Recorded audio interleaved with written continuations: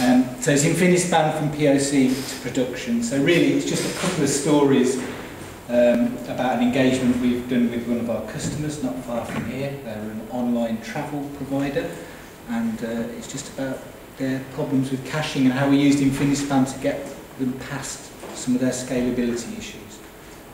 Okay, so who am I? I'm Mark Addy, I work for C2B2, as Dominique has just explained. So we're a small consultancy, and we primarily focus on non-functional requirements in Java middleware, so making sure it's fast, reliable, manageable and secure. We're partners with VMware, JBUG and Oracle. Yeah. Okay. So here's the agenda. So there's two little stories. Part one is a very traditional caching system that these guys had, replicated cache. They just couldn't scale, they just hit a brick wall and they were looking to get past that. They wanted to completely expand the amount of data they were caching. So that's part one. And part two was a brand new project they'd written. They thought they could just use Infinispan in the same way that they had in part one, but it just didn't work. So we'll have a look at why that doesn't work and what you need to do to get around it.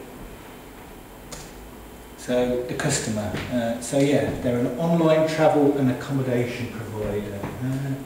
So it's hotels really, and all the additional bits that go on with hotels, and they're quite busy. They do 50 million searches a day. It's about 600 a second, so it's quite a heavily accessed site. We've been involved with them on and off for about 2 years. Initially with some workshops around JBoss and some troubleshooting. We had problems with JBoss messaging in the past, which we've helped them sort out, and some draws issues and just general help. Okay, so the existing application. Okay, so internally it's known as the connectivity engine. So this customer's got a site where they've got lots of hotels on. And lots of those hotels come from their own internal database. So they've got lots of hotels they have contracts with and pricing, and they serve, when people search, they serve up those from their own internal database. But to supplement this, they use other companies who do exactly the same thing. They've got their own internal catalogues, and they supplement their own content with content from these guys, these third parties, and they're content providers. So typically this company is focused heavily in Europe, but their content providers, they've got one out in the Far East, one over in the States that obviously have a great selection from those parts of the world. So this connectivity engine is responsible for retrieving that data and feeding it into the search requests on their site. And very open source stack, so Tomcat, Spring, Cache, MySQL in master slave, for their own internal stuff, Apache Load Balance and ModJK. So this is what it looks like. Above the line is all internal or local searches come in. The data goes from their own internal database, and then they also look up there to see which of the content providers may also have availability that would be appropriate for that search. And if they find anything, then they make calls out across the web to the content providers. And the content providers hopefully are there and waiting to serve that data back. Sometimes the content providers need to go further out to the actual hotel chain source data to retrieve that information. So as you can see, it's quite an expensive operation to get that data back. I mean, that could be going to the other side of the world and back. And even if you had a super fast connection, that's still quite expensive in terms of time. So really what the connectivity engine tries to do is cache a lot of this information. And that's how they had architected the application to do that. And the reason they're doing that is because with the best will in the world, you've got no control over your third-party systems. They may go down for maintenance, they may crash. It's a long way to send a request to Asia and back, or the States and back to get data. The more data you can publish on your site, the more chance you've got of making a sale, so it directly impacts your profit. And well, if you're impatient like me when you're on the website, response time is quite important for making your site profitable. So, like I said, they were caching this data, and the important thing is it's not Hibernate. So they're caching the third-party content data. So there is some Hibernate in the app, but we're not really interested in that. There wasn't an issue there at this point in time. So the way the code is structured, they're using Spring Proxy Factory Beam with a caching interceptor. So that just wraps out around the external call out to the third party. It's a great way to separate caching logic from, there's no pollution of your own internal code with the cache. It's completely separate and just configured through Spring. So that's what it looks like in terms of the Spring config. Okay, so this is what they had in their existing solution. So they were running 10 Tomcat nodes with a replicated cache, 800,000 elements. So 10 nodes, 10 copies. So every time you do an update or a remove or on one of those nodes, it's got to be replicated out, so you've got 10 copies of the data.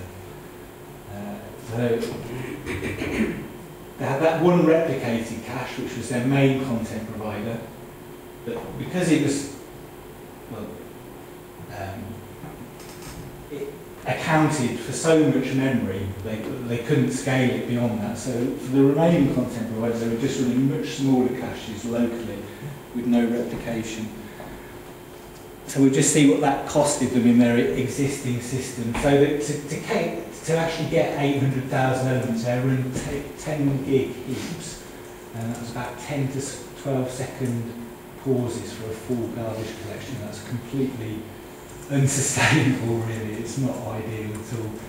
And when we look closely at that JVM, we found about 8 gig of it was in cache.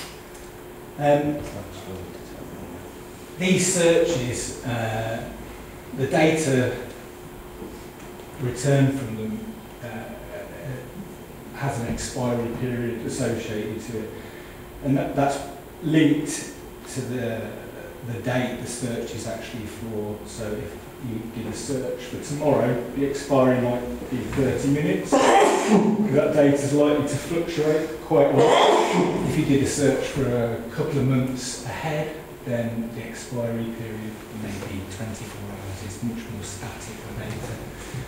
But either way, they were evicting elements from this cache before the expiry, and they just 800,000 elements was nowhere near enough, and they just had nowhere to scale it. They could increase the heap, but they get longer GC pauses. And the other thing with EH cache is expiry and eviction actually piggybacks client access. So even if you cut off client access to the cache, you'll still have 800,000 elements if you leave it there for a couple of days. So eviction happens in the client access thread, which is also not very performant. So if you run EH cache and your cache is full, close to max elements, you'll find it blocking, trying to evict elements during cache access. It's not very good or scalable. So how do we scale it? So they had 3 or 4 content providers. They could only really cache elements from one of them, those 800,000. The others they were just throwing away really because they just had no room to cache them. They wanted to bring more providers online and more hotel chains. So that's the problem they were facing. So the objectives really were to reduce the heap size. We don't want 10-second pauses. Increase the capacity. We just don't want to go out to third parties unless we really have to. And remove eviction completely. We just want the entries to expire naturally. We don't want to have to evict them because we've got no space left. And if we do that, we improve response times because there'll be no eviction. So they invited us to come down and talk through a few options. So they're using EH cache, and So the easiest solution really with the EH cache is you can extend it with Terracotta. So Terracotta, little bit of XML configuration in your EH cache XML, and you can back your local EH cache, well, local to the application, embedded EH caches with a Terracotta server array, which acts as a second level cache. So any updates you do to your local EH cache propagate it down to a Terracotta server array and then up to your other EH caches. So it's just a way of managing that replication a little bit better. Any misses from your cache, you can go to the second level cache and retrieve the data back. So it's a very clever solution. Only problem with it is it doesn't dynamically scale. So if you want to scale out your Terracotta server array, you've got to bring the whole thing down and bring it back up. So it's not really a data grid. It has its place, but not really in a dynamic scaling environment where you need to be up all the time. Oracle Coherence, it's been around a long time, about 10 years. It's used by all the banks, and because it's so expensive. But it's very good. Then we talked about Infinispan, which at the time we were there, which is towards the end of last year, it had been around for just under 2 years. So it's open source, just really gaining a lot of traction, and fits really quite well with their open source strategy, really. So why Infinispan? Well, they chose Infinispan. They love open source, and it's cutting edge technology, and of course, because it's free.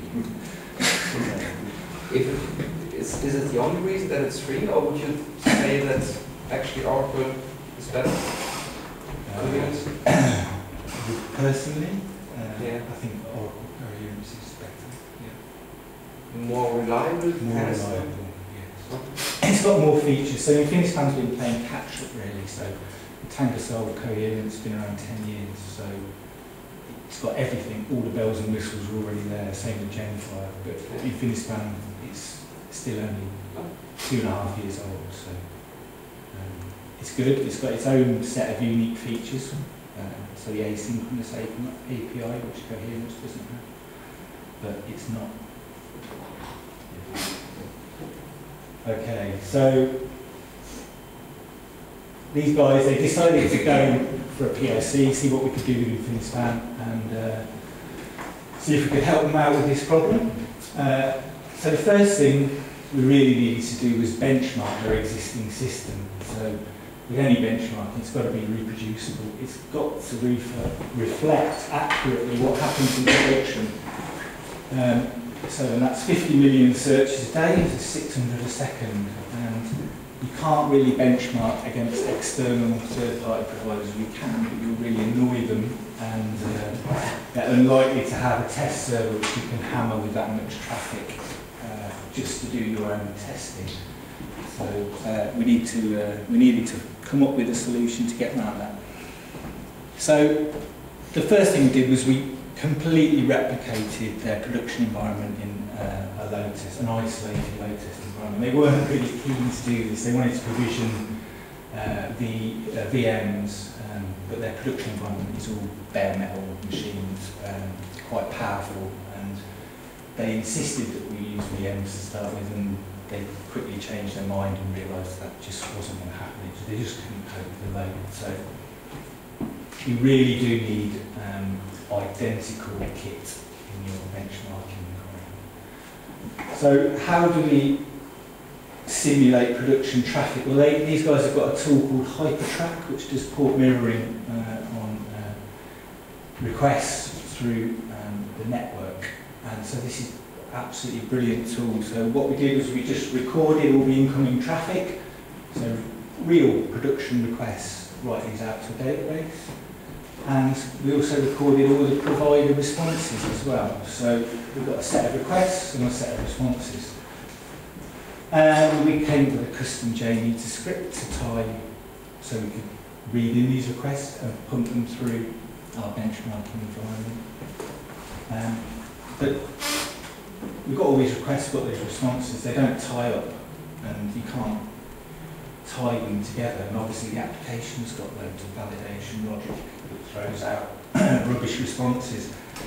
So we had to mock a load of the application spring beans just so we could make sure that the responses would get processed. So effectively the application is still doing as much CPU work,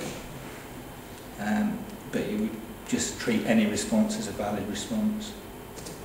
So, and this is what it looked like. So the captured requests fed into some JMeter instances.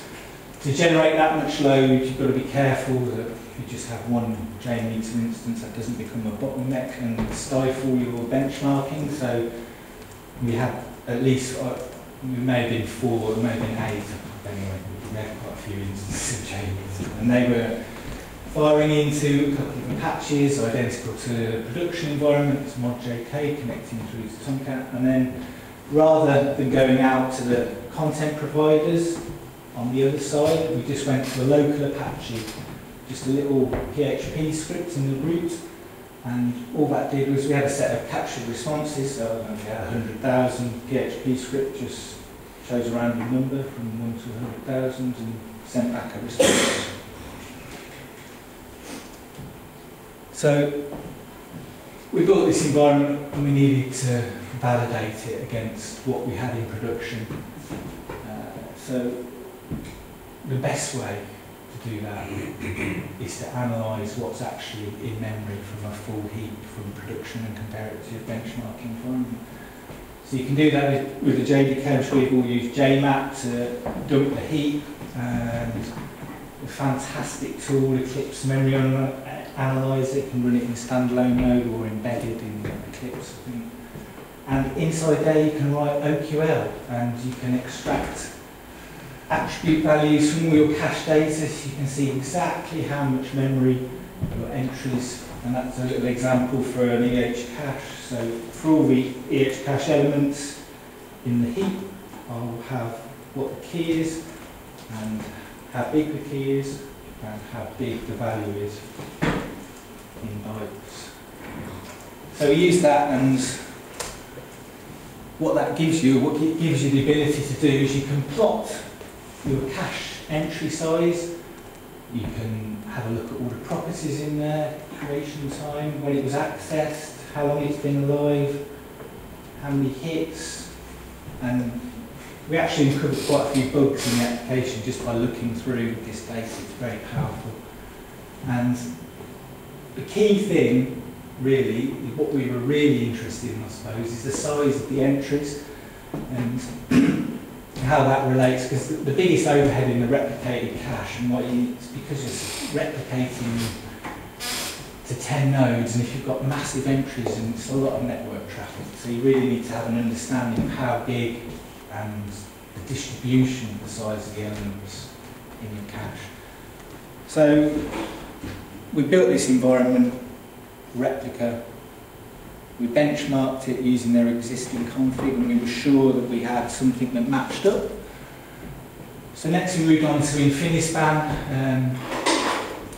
So have a look at Infinispan. You need to get some metrics out of Infinispan, and here's how you turn on JMX. So in the global part of the configuration, you can get cache manager statistics, which will give you JGroups transport information and Infinispan's view of the cluster, how many members there are, the view.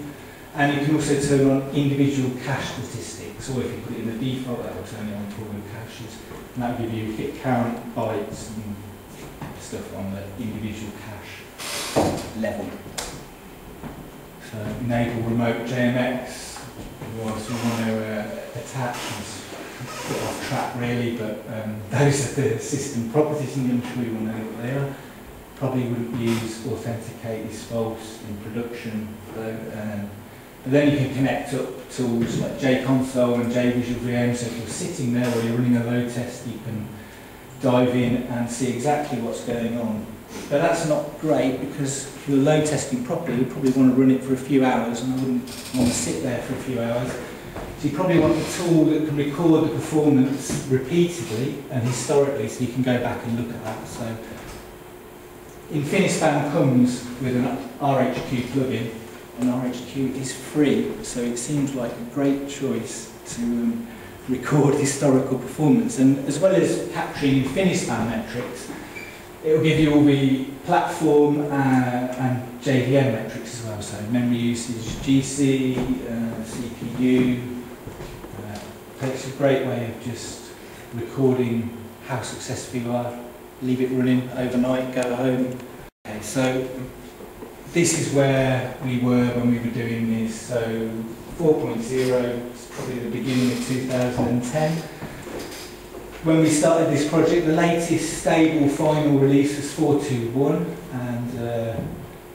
and then really at the time we were doing it, there were candidate releases for 5.0. So that's roughly where we were. And I think next week 5.2 alpha is going to be released. So that gives you an indication of how quickly things are changing. It's moving very rapidly, and there's lots of new features and improvements being added all the time.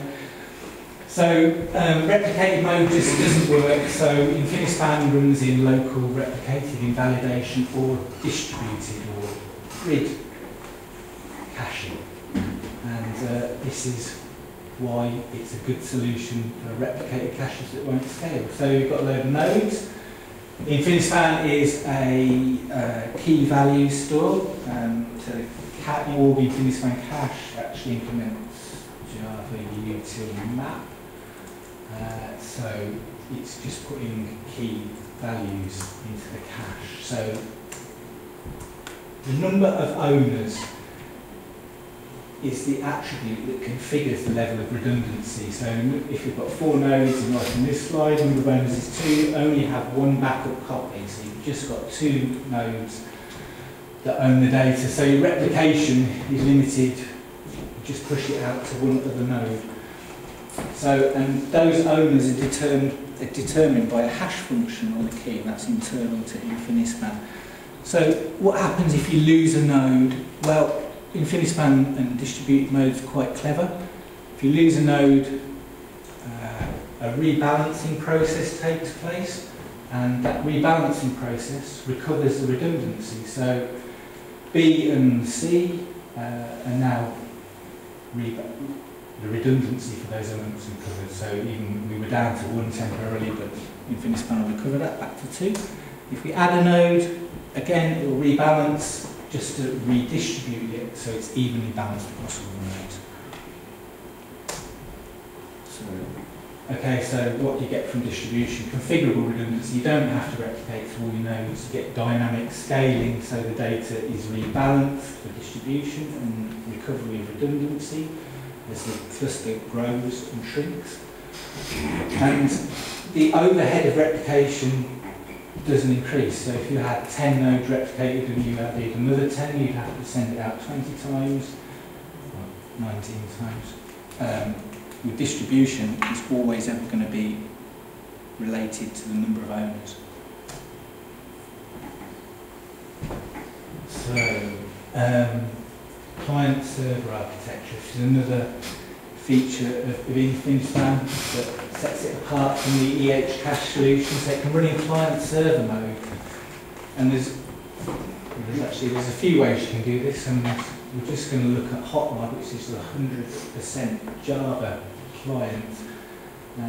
So you run your service in Hotrod mode, and you can connect to them using Hotrod protocol. Your clients have connection calling into the cluster, and they dynamically scale, which means if you add more nodes to your server-side cluster, the client's view of the cluster is automatically updated.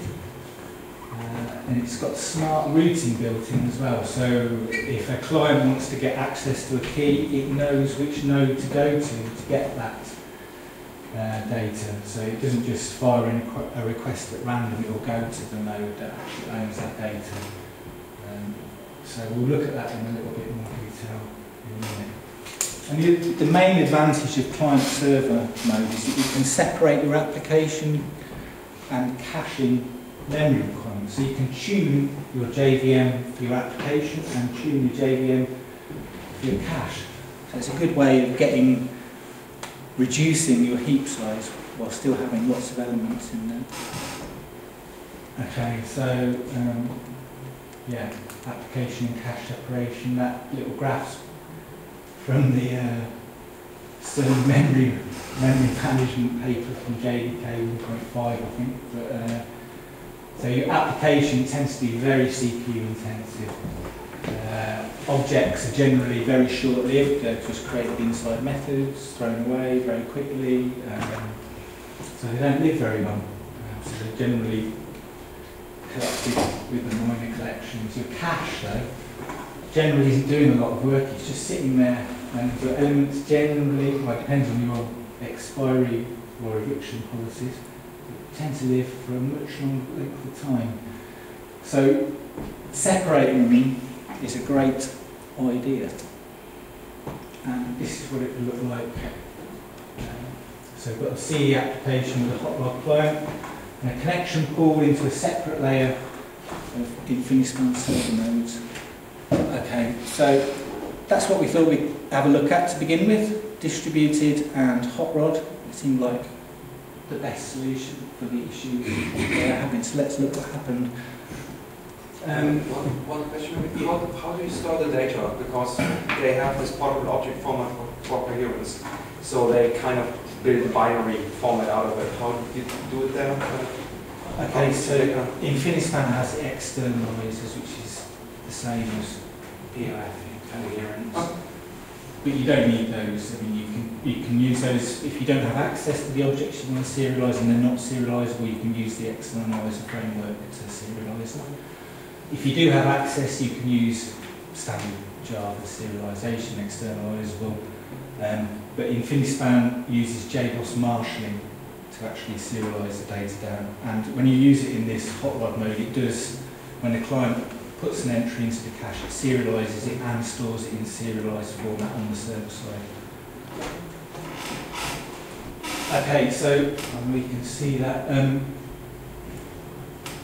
there's additional features. So the hash of the key determines which owners, which nodes in the cluster own the data.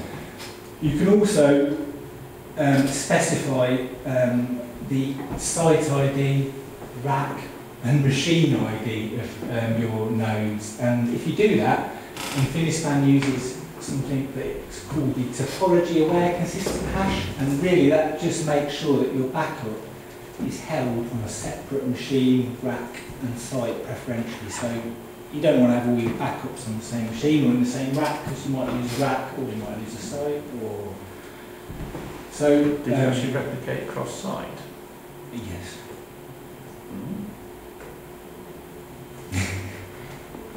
Yeah, but not as advanced. As the nodes are on different sites. Yes. So if you rebalance, you would do it. Oh. Yes.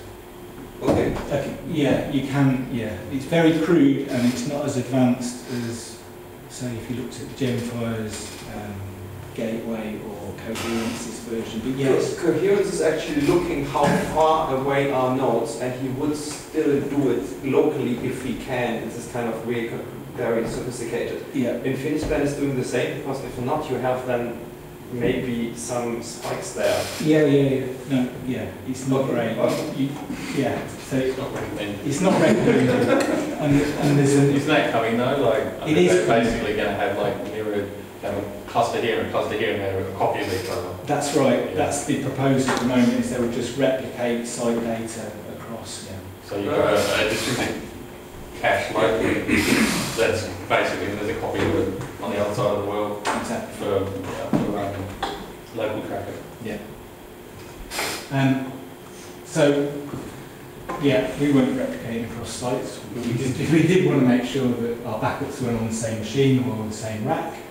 But immediately this didn't work. So we were on 4.2.1 final, and immediately we thought, well, that's in the documentation, that should work. And we raised this, and we were just told to move to the latest candidate release. So this is how quickly it's changing. So a lot of these things that I'm going to go over here didn't work for us, but things have moved a lot since then. So data distribution. So the hash of the key determines where the data is owned and where the backups are. And that hash doesn't really give you a great distribution, we found. So internally, the nodes in the cluster get hashed to a hash wheel, which is just an integer range. And at the time we were doing this, it was from 0 to 10 to 40. It's not actually anymore. It's from minimum integer to maximum integer. So again, that's changed completely. But you can configure virtual nodes so you can subdivide that wheel up more and get a better distribution of your data. And this is a graph from RHQ, and you can see with low virtual nodes, they're quite spread. This is 500,000 up here and 200. It's a massive spread. So there's 8 nodes there, but the range of entries on them was quite large. With 20 virtual nodes, which we found to be about the optimum level, we've got a much better, more compressed, but still not a brilliant distribution. It's still uneven, but it was much fairer than with no virtual nodes. So at the time, this didn't work for Hot Rod. Again, just wasn't implemented. So it was an issue we raised, and that's now fixed and in. So we talked about dynamic scaling. And the way that works in Hot Rod is when you start up your servers in Hot Rod mode, each node starts up an internal replicated cache called the Hot Rod topology cache.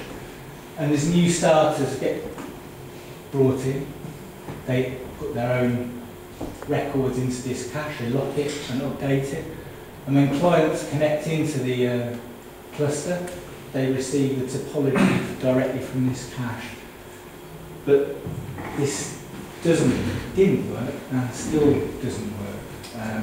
You've got to stagger the startup. If you try and start up a load of servers concurrently, you'll get deadlocks, and they will just not work. So again, it's another issue. Okay, failure detection. How does the client recover from cluster split? So we've got 2 clients here. They've got a view of the cluster from the topology cache, A, B, C, and D. Everyone's happy. And then we have some kind of network blip, or maybe these 2 nodes just go into an extended period of DC or high CPU. The JGroups communication between these nodes splits. The clients can't connect, and this is quite easy to simulate on a Linux OS if you do Control-Z or kill-stop on those nodes for a period of time. They'll just be ejected from the view. So you see the clients now have a view of just A and B, and they only connect to A and B. So after some time, that's going to recover. JGroups reforms the cluster, but the clients never see a change. And it's the same now as it was then. New servers only get added to the topology cache when they get started up. The only way to re-establish that client-side view with all 4 nodes is to actually restart those 2 nodes that failed and were deleted. Okay, so another problem. If you a complete meltdown of the cluster, so this one's animated. So again, we start off with all nodes having a view. If we lose one, you see the view changes to B, C, and D. We lose another, C and D. Lose another, we're down to C. And if we lose C, well, the clients just have knowledge of that last server that they saw. So we'll start them back up. We start B up, when nothing's happening. We're going to start A up. Oh God, where's it coming up? But if we start C, everything's okay. So, I don't know whether to describe it as an issue, but it's more, you need to know how it works so you can manage it. And you can manage it and you can live with it. And we have customers that are prepared to live with it and the intricacies of it. Clients can't start without a server being there. The static config's only ever read once. So to re-establish that, you need to do a restart of the last known server or restart the client completely. I have another question. We did this POC and everything with coherence, and we had some really nice side effect that we had we had four nodes, and then they were split. Actually, we didn't actually notice that they were split at some point. Mm-hmm. So we had now here 2 nodes, here 2 nodes, and the clusters, the caches were they had names like I'm cluster 1. So they split. So this one was saying I'm cluster 1. This one was saying I'm cluster 1. Okay. Then the network connection re-established, and suddenly our whole coherence cache was failing because they say hey, wait a minute, what's going on here? We have 2 cluster 1s and it's completely crashed. Okay. Do we have also something like this? Well, because it was very... It's the hardest thing to handle, this clustering technology and split brains and merging is just the most difficult thing, and you want to avoid it at all costs. So. Yeah, but it would kill then your whole application because suddenly you have no data to add on. Yeah. Have you tested something like this? Or well, I thought that's kind of... Effectively, that first one isn't it? It just doesn't really detect the server. From a client perspective, it doesn't detect the server coming back, and what the servers were doing at that time, you didn't actually mention, but... What they were doing? Yeah, did they actually re-establish with each other? Yes, they did. Sorry. Okay. Yeah. So they came back online. JGroups, the cluster, it's kind of independent. So the JGroups view and merging happens as normal with JGroups, and the cluster reforms. So JGroups' view is perfect, but what doesn't happen is the internal cache that Hot Rod uses on the server side that maintains what the client has no idea of what JGroups do. The client only reads the configuration from that topology cache. Actually, you've done restarts here rather than a split brain, haven't you? You haven't actually separated the two and then tried to bring them back together. The slide before did that. I think so. Yeah. Yeah. So it did, but you showed it from the client perspective, not from the server perspective, didn't you? Okay. So we start with a whole. Yeah. Okay. So now we get a split brain. Okay, so you're taking those 2 out, yeah? So I took those 2 out. The clients couldn't connect them because they were in. You should maybe put this in the middle. I know. Well, it's, yeah. Anyway. So when the cluster, JGroups reforms the cluster. Okay. But the topology cache, which is separate from our application cache up here, never gets updated again. Okay. It only gets updated when the client's written to, when they start. When they fail, they're removed, but when they only write to it when they start. Does that make sense? Yeah. What happens to the cache state? Doesn't the cache in both these machines go out of sync? Does the cache go out of sync? In one machine is disconnected. Now, if there are any updates, it has to replicate in 2 places, right? You have to do it, re-replicate when it's... yeah, when they come back. it will go through the merge process, and then it will do a rebalancing of the data to recover redundancy or redistribute between the full cluster. Yeah. But you had this case where then all were gone at some point, and then you would have actually lost all the data. Like now, there's no data anymore. It's empty now. Yes, yes. If we shut them all, yes, you're right. The data's gone. What do you do then? Okay, so in some use cases, like this use case, we can go to the third party. We don't need the cache there, really.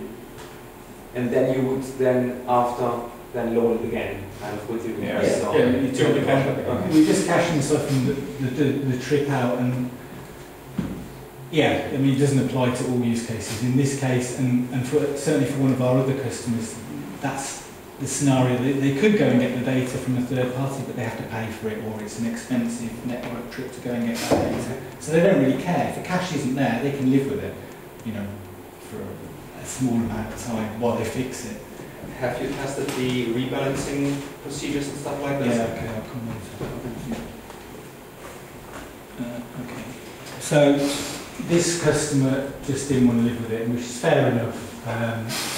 Things have changed quite a lot since then in some of the areas. Some of the problems still exist, but don't want to put you off completely. So we went back to the classic embedded approach.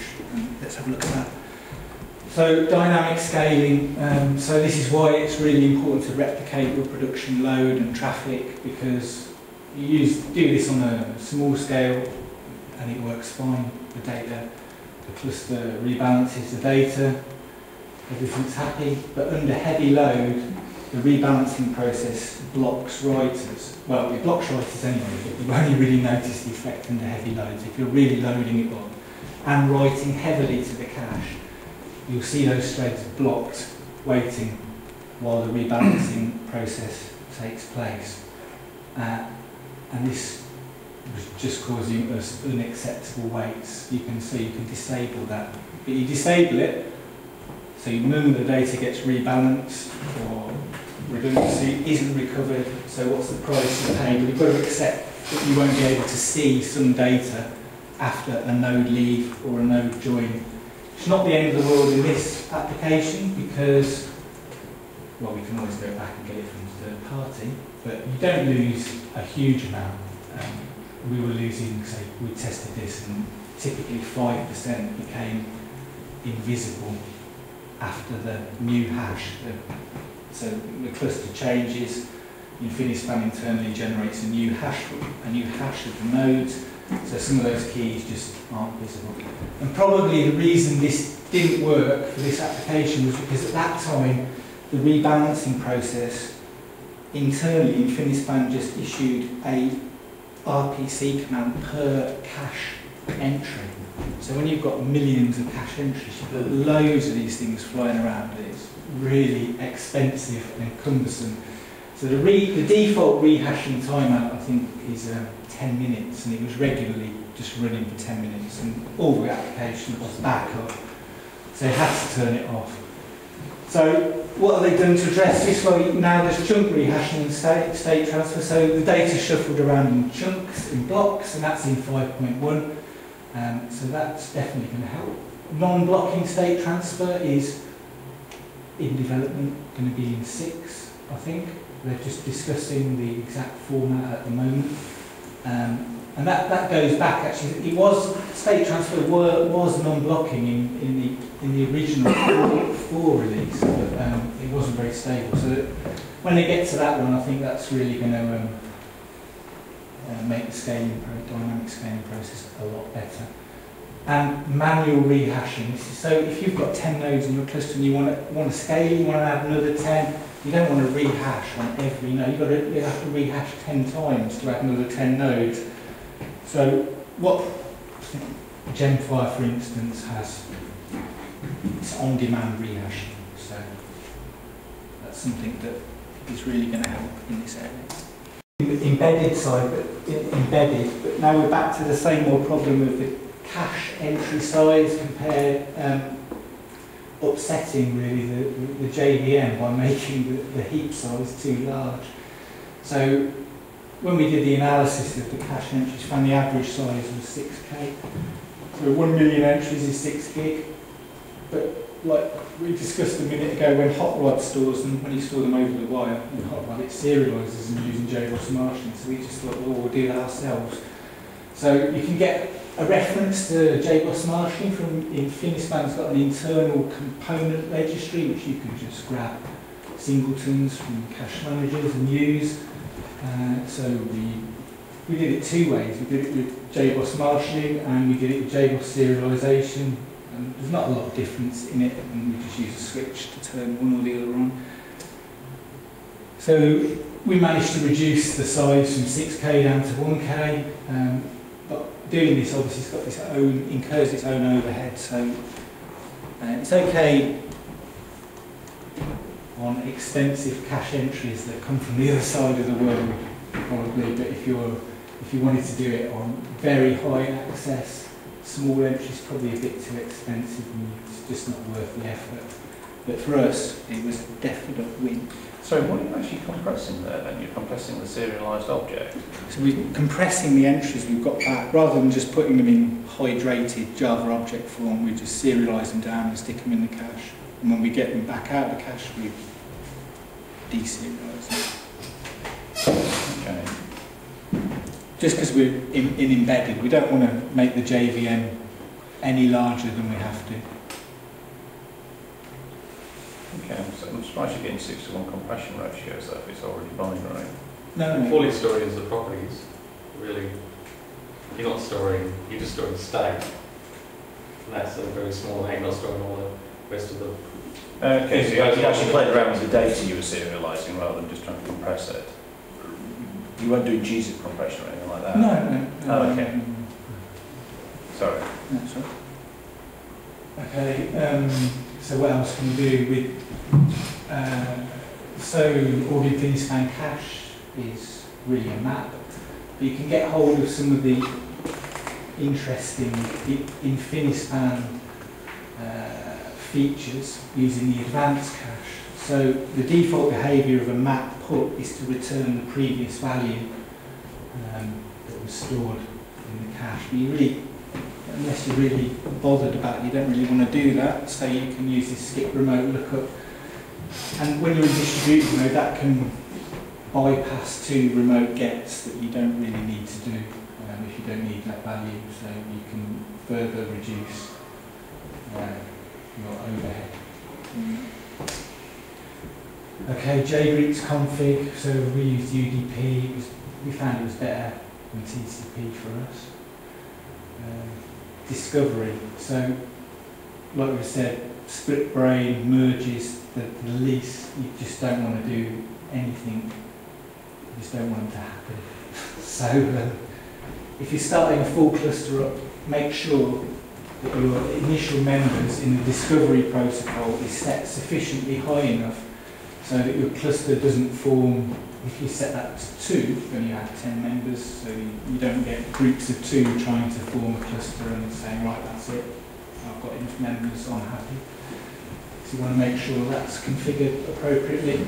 And the failure detection in JGroups, really you need to make sure that you've got that configured so that GC pauses or high CPU don't cause your cluster to split. Okay, so did you play with the garbage collector at all? And garbage collection modes, or which collector you're using or anything like that? Well, we stuck with parallel. No, in the answer. Did we use CMS? No. Yeah. No. Because we've embedded it in the application, so if we go to CMS, it's quite a high overhead in terms of CPU to run that. And we'd rather have the application running fast and just have occasional small pauses rather than just a general drag on the app. So CMS is probably a last resort, really. If we'd gone in hot rod client-server mode, then CMS might have been a better candidate for the cache side of things. Got plenty of CPU, it's just sitting there doing nothing. So yeah, in that client-server architecture, it's probably worth looking at. But embedded, no. I'd say. Okay, so unfortunately we've embedded the cache. Really we didn't want to do this, but we want to keep it as small as possible. So what we decided to do, we only needed 8 or so request-facing nodes to cope with the load in production. So we just provisioned a load of additional storage, but just didn't connect in from Apache to those. So that way we're just better able to spread the load out and keep the JVM size down. So what have they got in production now? They've got over 20 nodes, they have 8 facing requests, the remainder are just additional storage capacity. They went from 800,000 up to 7.5 million units, and that's all they could get from the third parties. They never evict now, so everything expires naturally. Compressed, that's only 20 gig, but it equates to 120 gig cache data.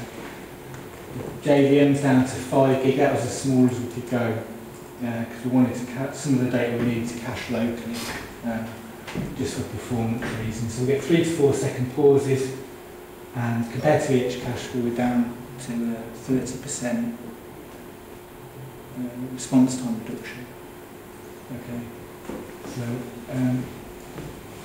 in summary, don't compromise on the benchmarking.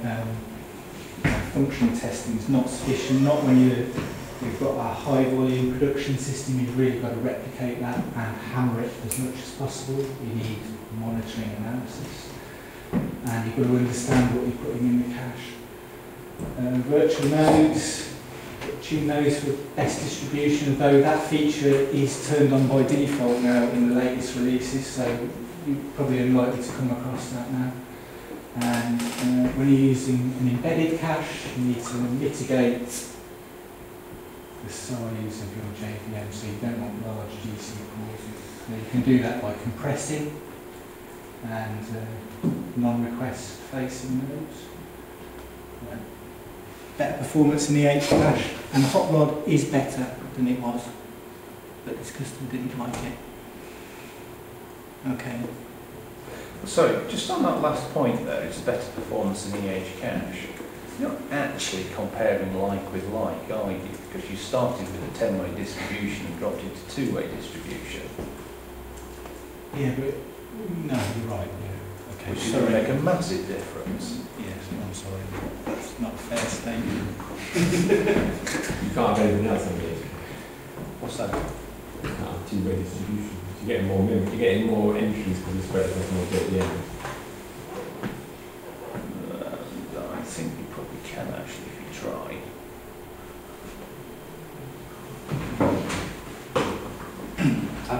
I'm still impressed that you can actually have a distributed Infinispan cluster over sites, because coherence, for example, says that you should never have two nodes.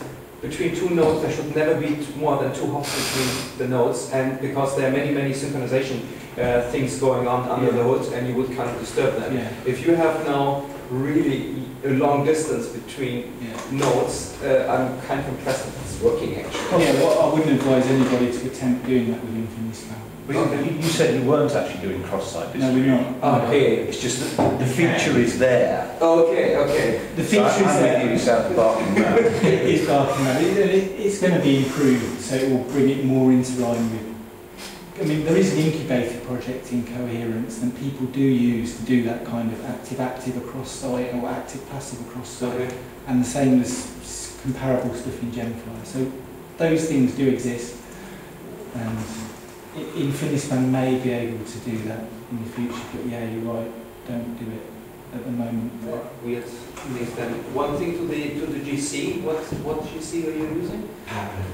Just. So not here garbage first and stuff like this, which should be then much better here, Well, especially with this data sizes. because it's embedded in the application. I mean, we're on JDK 6 here, so G1 is not an option really. So it's only just becoming an option to switch over to that. And CMS is just too CPU intensive, I think, for a request-facing a web application. So, what's going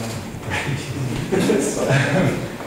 So they've developed a new application, and this time not connectivity engine, pricing engines, all internal data. So architecture is very similar, nothing much changed. Tomcat, this time Spring, but not Spring and Java, Spring and Grails, same thing. No EH cache, it goes directly with Infinispan, and for some reason they ditched MySQL and Oracle RAC for some reason. And Apache load balance with mod JK, and they've got a historical engine, which this one's was replacing, EH cache, MySQL.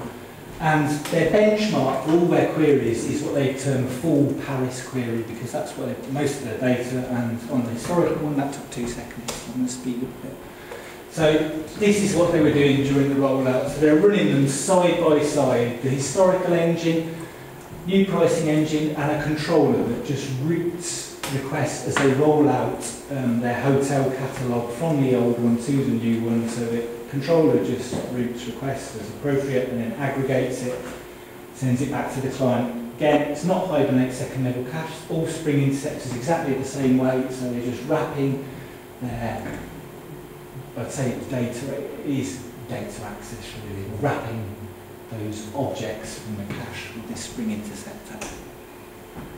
So they thought that, okay, so it worked last time, we'll just turn on distributed because that's the best way to run went caching with Infinispan, and that's what they thought they'd do. So what happened when they turned it on? Well, they're in a rack, 1 gigabit switch, so that gives you 125 megabytes a second transfer, and it was just hammered. It was just 125 megabytes per second non-stop. All the code was sitting in all JGroups.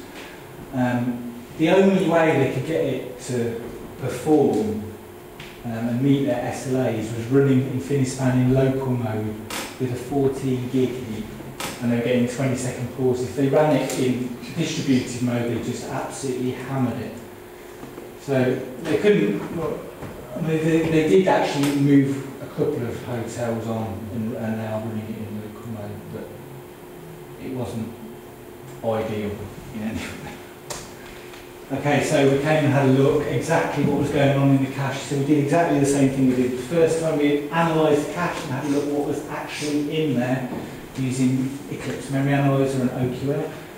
And we found that a very small number of the cache elements in one of the caches, about 5%, accounted for about 80% of the cache size. And when we ran a single Paris search, we got 500 of these rates records, and it was a 50 megabytes in total, and they range from 20k to 1.6 meg, so they're quite big cache elements. And these are actually really complex lookups of all the hotel, well, by hotel, all the availability, all the rooms. There's just so many layers to these elements that they were trying to cache, and there were 500 of them, and that's why they were hitting the network bandwidth limit. So for each Paris request, they needed to get 50 megabytes of data out of this cache. So the first thing we did was, well, we took out these rates records and put them in their own cache. Everything else was so small we could run it locally. And we made this rates cache distributed. So we ran it again in distributed, it still doesn't work, and this is what was happening. So a request comes into a node for a rates record A, so it comes into node 2, which doesn't have A. So Infinispan will then issue a number of remote get commands, and that number of remote get commands is the number of owners. So if the data is not local, it will issue a remote get to all the other owners. If there are 2, it will issue 2 remote gets, and it races them to see who comes back first with the answer. So if you've got 10 nodes in your cluster, you've got a 1 in 5 chance the data is local. If it's local, there's no problem. But for the other 80%, you send out remote gets. And that's just for the responses that you actually want, is 40 megabytes network traffic, never mind the ones that you'll throw away, or Infinispan throws away. You have one request, and you would actually then request the same data from 2 nodes. It races them. Why? That's the way it works. Coherence, you have always a primary and a secondary, so you would only actually request the primary, the secondary would be only in case of emergency, but this is kind of... Yeah, okay, so originally Infinispan never had the concept of a primary data owner. Okay. Since 5.1 it does, and it uses that for writing to acquire a lock. So previously it used to try and acquire locks on all the owners. Now it just tries to lock on the primary owner, but gets, reads from the cache are still races between all the owners if it's not local. That's the way it is. And they have talked about making the optimization to run it just against the primary owner. But one of the requests is useless. Yeah. Always. Yeah. Okay. But yeah, they're making a trade-off there, aren't they? Because with coherence, you do a request to the primary, and if you don't get it, then you have to go to the secondary. No, you would. No. You are going just to the primary, and you get your data. If one node is failing, then you have to the secondary. It's a standard NoSQL approach. It's just to go to whoever's got it, and remember that got it, do a quorum on whether we've got enough to come back. So you don't, because they don't really talk to each other as much. Okay. So you go to both caches and then chop one of them away. Okay, so we sat down, went through the options with them. So you can rewrite the application caching logic, but it's pretty late in the day to be doing that. Reduce the element size, but why would you want to do that? You've got this massive distributed cache with all this capacity. You want to put as much in there as possible to make your site content as rich as possible and as fast as possible. You could run it all in local with an oversized heap, restart them daily, no GC pauses, CMS collector. It's a massive investment in resources. I mean, banks might do that, but they make a lot more money than travel providers. These days are over. You can go back to the database, but that just hammered the response times. It was just not an option. So distributed execution. So Infinispan does come with distributed execution and MapReduce.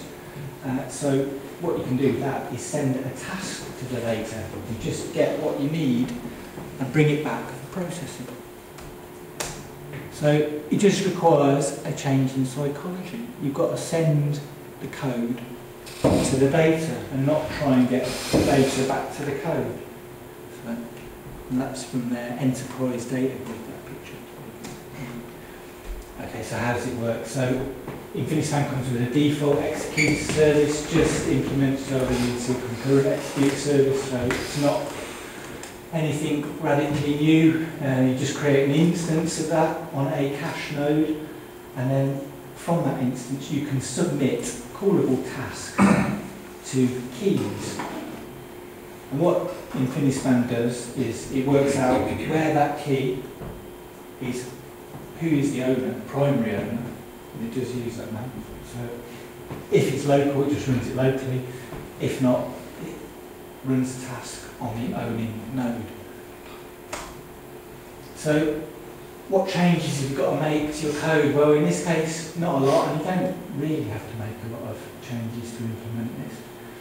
So this task we're going to issue to a remote node just needs to arrive there, get a reference to the Spring context locally, load the existing application logic it requires from that context, and then it's this chunk in the middle is just as it was before. The interceptor checks the cache. If it's not there, it goes, retrieves it, builds a cache entry and stores it in the cache. If not, yeah, and then you just have a little bit of code to get just what you need out of there, which is just going to be a few bytes, not a megabyte or something, and return the results. So let's read down what I just said. So create a new default executor service. Create the callable tasks and issue them concurrently. So the callable tasks just return a future. So you can send kickoff 500 of these. It's all non-blocking until you call get on the future. And when you call get, you just loop round them, collate the results, and assemble a response.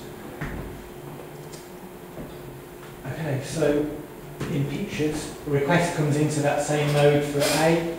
You just issue one task to the owner, which is node 1, and get the results back over the network. So what does that do to the speed of the app? So the historic pricing engine was taking 2 seconds from the edge cache.